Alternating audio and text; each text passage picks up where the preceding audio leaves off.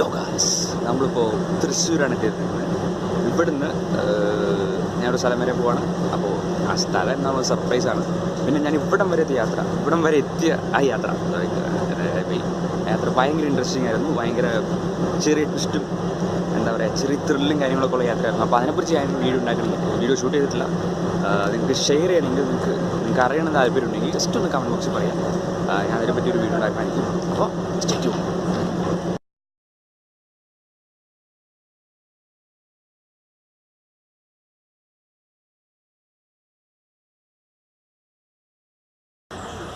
So guys, നമ്മൾ അവസാനം നമ്മുടെ ഡെസ്റ്റിനേഷനിൽ എത്തിയിരിക്കുകയാണ്. ബോർഡ് നിങ്ങൾക്ക് കാണുന്നുണ്ടാവുമല്ലോ, നിലമ്പൂർ റോഡ്.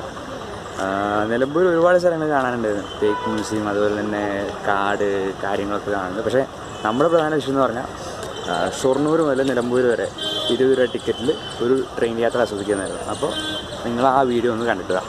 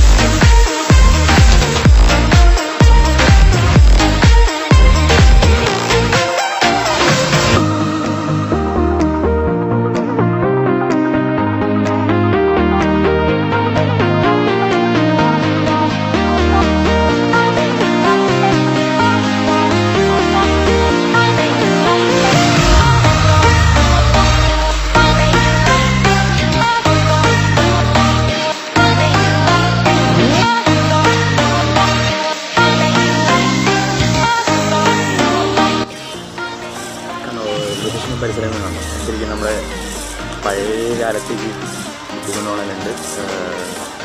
ആക്ച്വലി ഈ ലൈൻ ഈ ഇലക്ട്രിസിറ്റി കഴിഞ്ഞിട്ടാണ് പറഞ്ഞേക്കുന്നത്.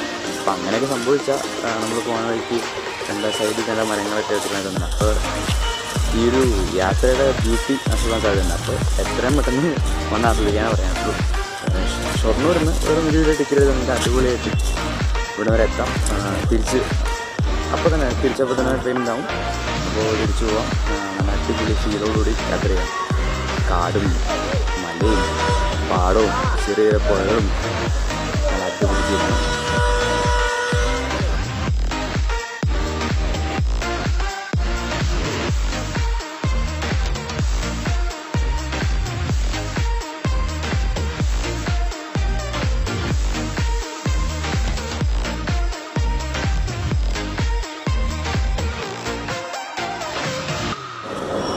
നമ്മൾ വന്ന സെയിം ബോഗി തന്നെയാണ് നമ്മൾ തിരിച്ചു പോകാൻ പോകുന്നത്.